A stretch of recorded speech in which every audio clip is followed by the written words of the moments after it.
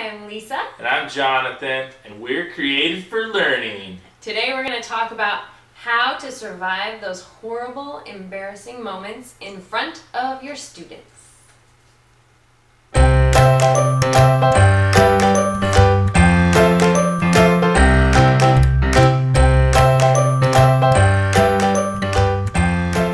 we got the idea for the topic when you were on Twitter, right? Yeah. I decided that I was on there networking with some teachers, and I decided that we should talk about this conversation. There was a teacher on there that had a situation. Which reminds me, we haven't talked about this very much at all, but if you've been, I know there's some of you out there that have been listening for a while. There's 400 or so of you that are right now subscribers in here, and lots of you have started leaving comments, but some of you've just been watching and not leaving comments, and so we're calling you friendly, lovable lurkers out into the community here, because we need all of our sharing and our stories and our advice, and we just want this to be a teacher community, all these conversations that we're starting.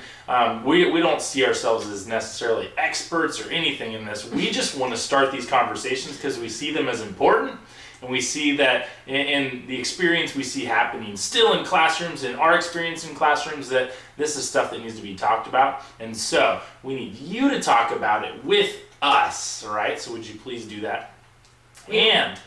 We want to hear your insights because you have different experiences from us that might help us get a more well-rounded understanding and just grow and learn, because we're created for learning. From you. See what we did there? That was good. Also, if you haven't subscribed to this YouTube channel and you just found this video, do that right now. Just go hit subscribe. And if you aren't following us on Facebook, Instagram, Twitter, and even check out our Teachers Pay Teachers resource store. We love providing this value in these conversations, but it gives us that extra added motivation when this community is engaging and talking and buying in. We just love this. It's really encouraging to us. So back to Twitter. A teacher had shared a story with me about, it was under #teacherproblems, about walking into a cement pole in front of her senior leadership class. And yeah, terrible, right? And she was kind of mortified to go talk in front of them the next day because she was scared what they were going to do and say. And we thought, I've definitely heard this topic enough through the years that I think it's worth spending some time on. Did it leave a mark? I don't know. I asked if she was okay. She didn't tell me yet. I don't think. Mm-hmm. Yeah, I don't know. It left a mark when our kindergarten daughter did it. It left a mark when I walked into one of those wires under a telephone wire, with the little ouch. plastic guard thing on it. Yeah, I whacked that thing one time. Left a mark. In front of your students? No, in front of you. Oh, I forget. See? Oh, it's definitely embarrassing when you forget to talk, when you're supposed to talk. We all have those mortifying moments. The question is, how do we handle them? What do we do when we have them? So we cringe and we hope that nobody will mention again, or do you say something funny, or do you yell at them to stop laughing? What actually works, and why are we embarrassed in the first place? Aren't we embarrassed because we care about what people think about us, like what our image is that we're portraying? I know that tends to be why I'm embarrassed, because I've got this perfect image in my head of what I want to be. So when I do get embarrassed, it's that I didn't live up to my expectations for myself and what I want people to view me as, I guess. And so... Is that a shout out to the previous episode about perfection? About perfection. Especially in this day when everything we post online is so manicured and we can create this profile of who we dream to be, but embarrassing moments totally don't let us do that in real life. But I was just thinking there's also times when kids video and capture those embarrassing moments and then broadcast it on social media. It's true. We could get to that. What do you do about that? Yeah. That's kind of different. Okay. I see it as the same conversation. I really do. We hadn't discussed this part. Yeah, that just came up right now. But this whole conversation really is about classroom management and out of the class management, to add what you just said, right? But it's all just about student management and behavior management and all of that when you get really down to it, right? Like you said, what kind of persona are we trying to make? It's really make the students think we're like, and it's kind of fake in that way, that we're trying to make them think a certain thing about us. I know I used to think for many years when I was starting teaching that I had to like craft this professional persona that I could command my teacher authority and they would take me seriously because, you know, I was like supposed to be in charge, don't smile till Christmas and all of that stuff. I've just learned over the years that students are much more savvy than that. They get what's happening, especially secondary students and lots of elementary students even still. Like, I don't ever want to underestimate what my students understand's happening. And once they start realizing that they get it, like they know embarrassment, they know that's it. Like they know, they've got enough experiences to connect, and they're so much more forgiving than we realize. I think part of the reason that what we're going to get into, I think we'll see why they're not forgiving to us when we want them to be, because they are so much more forgiving. Anyway, yeah, but it's only when we break down, I think, those fake authority walls and actually engage in relationship with them, that the real, like, human, you know, mercy and all of that starts to come out a lot more. So back to the teacher with the cement pole. Ouch. How could that teacher have handled being embarrassed? So before we dive in even more, definitely want to just make sure that we're totally not throwing you under the bus or anything for your example. We're just using it as a way to open up the whole conversation. So we totally feel for you. We've been there, and so hopefully some of this will even help with the situation. But yeah. And it does feel disrespectful when people are laughing at you. Totally, it feels that way, yeah. Well, and it is, yeah. It is. And so how do we navigate that? So it's valid. It's totally valid. We feel you. But we're going to actually, before we give some suggestions, we're going to start by changing kind of our assumptions about embarrassment. I think we need to start seeing embarrassment as a choice, not totally as something that happens to us. Like, if we stop worrying about that reputation we want people to have about us, then we don't have reasons to be embarrassed anymore. Because what do we have? I mean, it's just happening. And then I think that's the reason we're getting embarrassed. So how could a teacher like that respond? So some ideas. One, the next day, walk into the pole again. Or walk into the wall, or like trip over your desk and then wink and point at them and say, ah, and then smile. They'll laugh, you'll laugh. You're like, can you believe I walked into the pole yesterday? And they'll go, well, yeah, are you okay? And then you'll be fine. Like, it'll be gone. It really will be just that fast. Or when it happens, you just laugh with them, at yourself, right? 3, ask them to share moments they've walked into something or tripped over something. Some of them won't, but some totally will, and then we'll all be laughing and like, look, we're all human, and it'll be great. Exaggerate it and say that you can't just believe you did that. Ask them to check your forehead for a red mark. I mean, seriously, if you walked up and you're like, gosh, is there a red mark? And then they're laughing and it's great. Like, laughing is great.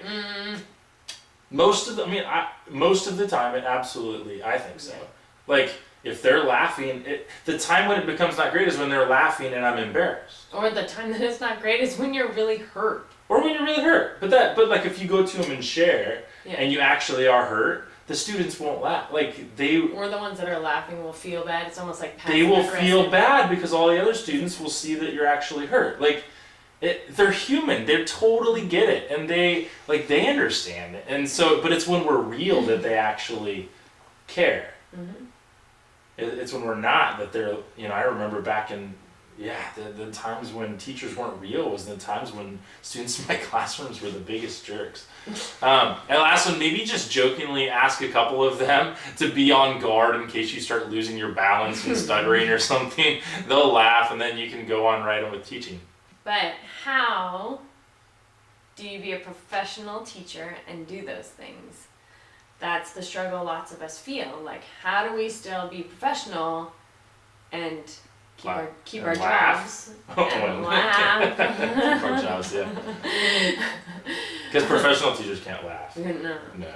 No, they can't smile before Christmas. No, anyways. But what if we changed our definition of what a professional teacher is? Where do we get our definition of that anyway? Is it like from old movies? Robin Williams! Or our old teachers who taught us?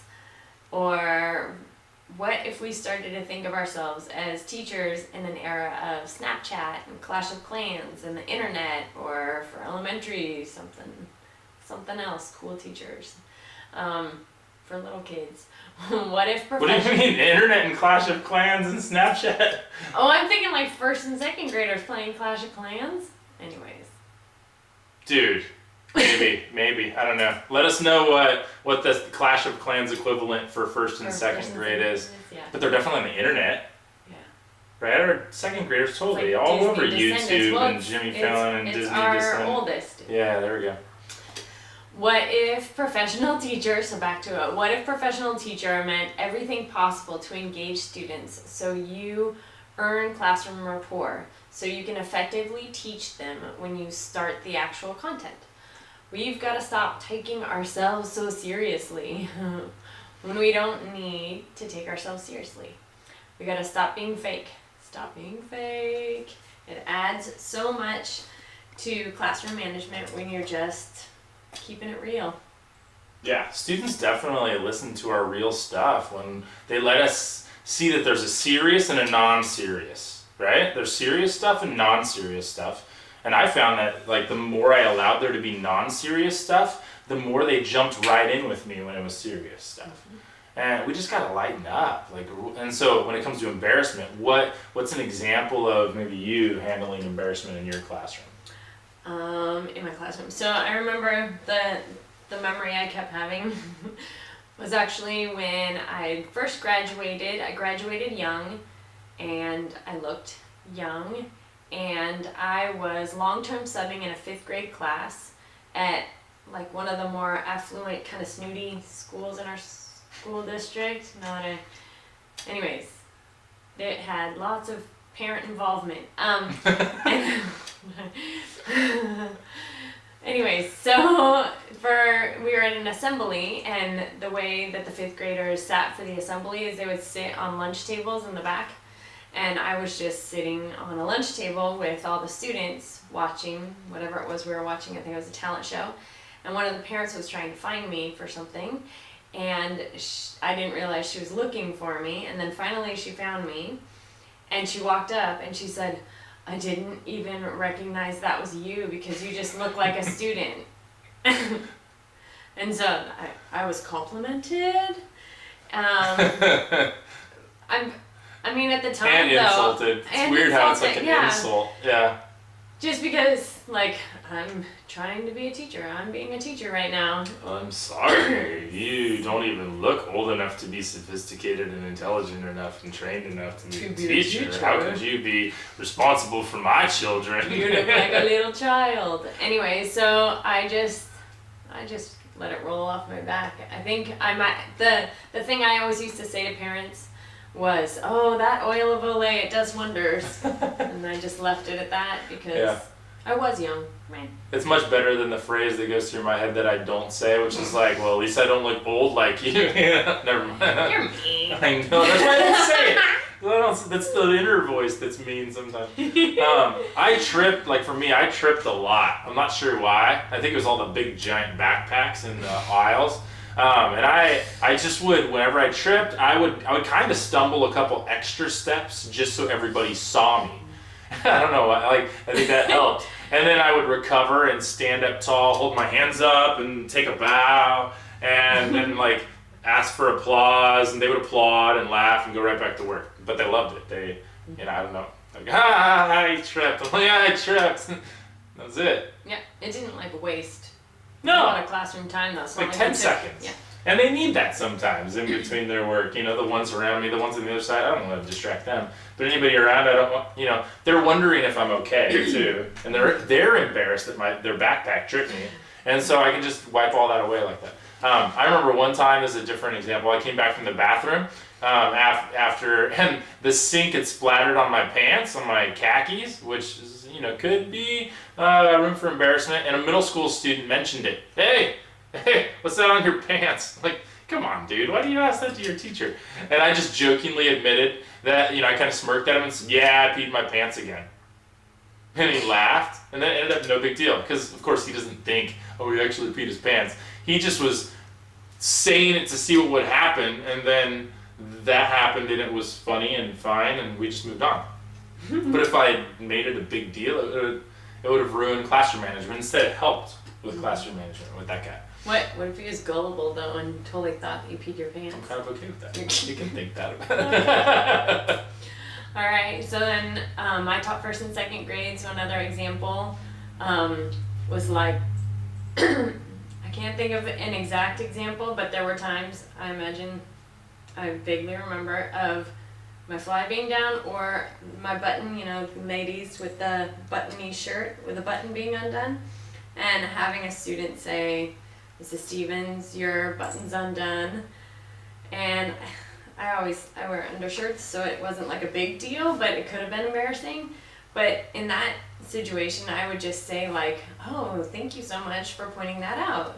And even acknowledging like that could have been embarrassing if I just let it stay open the whole time. And then I would like turn it on them and just like praise them, like, oh my goodness, that's so kind. And then if a kid like pointed out something in like in a rude way, then it was a learning experience, because I had little kids, so I'm helping them kind of like get used to life. And so I could say, oh, wow, thanks for pointing that out. Next time you can maybe say like, oh, Mrs. Stevens, your thing's open, like in a whisper, so that it's not embarrassing. Not that that necessarily happened that often with me, but just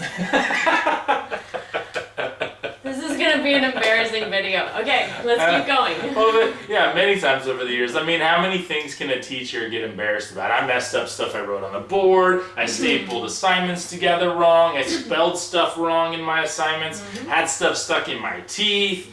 I mean, I can't even. There's so many embarrassing possible moments. My handwriting was terrible. Just all of that.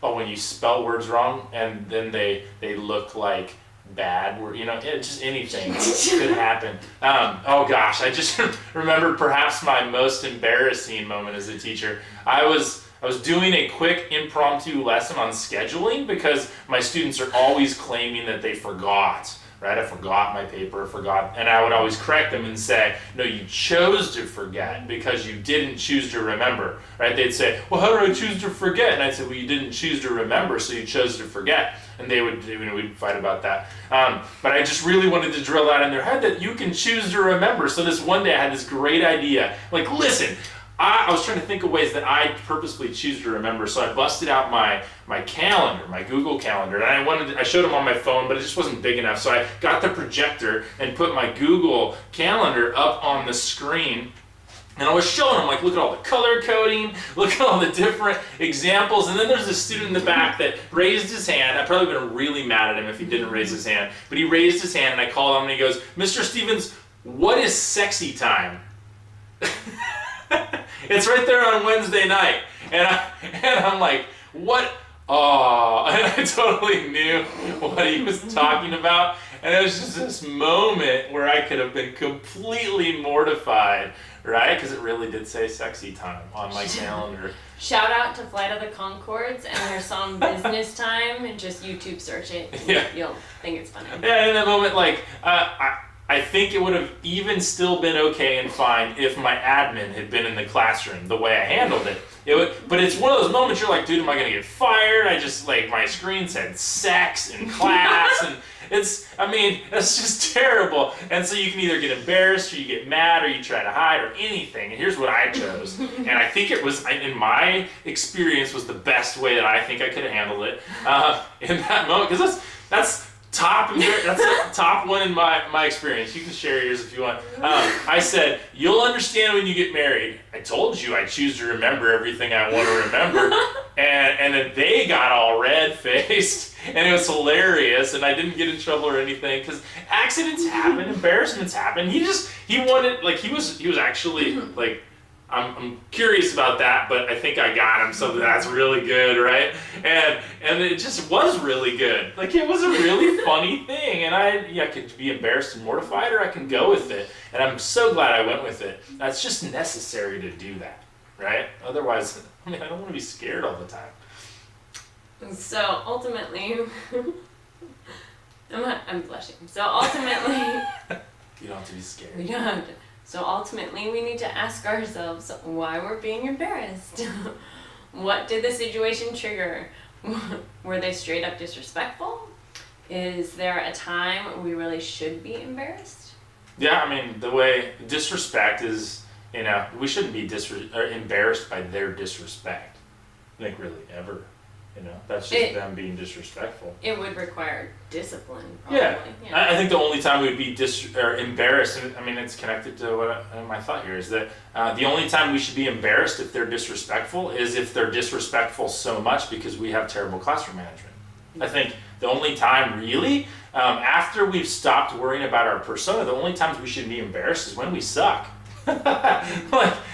Actually, no, I take that back. We don't have to be embarrassed when we suck at things, when we're bad at things. Like, just because we're unskilled doesn't mean we have to be embarrassed. We have to be embarrassed when we didn't prepare and then we sucked. I mean, if we just didn't do the work to be prepared, yeah, we should be embarrassed by that. Like, I should be, because I pride myself in my core of doing a good job. And for me, doing a good job is not that I'm perfect. Doing a good job is that I did a good job, like that I was prepared and ready to go. Things are going to happen, mistakes are going to happen, and I just don't have to be embarrassed by that. Even if I just flat out do a terrible job after having prepared, I don't have to be embarrassed by that. I say, yeah, sorry, that was a bad one. I'll try again next time. And everybody gets that. Like, we all get that. So yeah, I would say just stop worrying about persona, get real, put in the hard work. And then that equals not ever having to survive embarrassment again. You just don't have to be embarrassed, I think. So, embarrassment. Jonathan just shared about business time on our Google Calendar for people to know about. More people than just that class. That makes me want to explain things to protect the image of our marriage. But we'll just leave it at that. Is it Wednesday? So conversation for the day. What is an embarrassing teacher moment that you've had? Let's all share these together. Being awesome.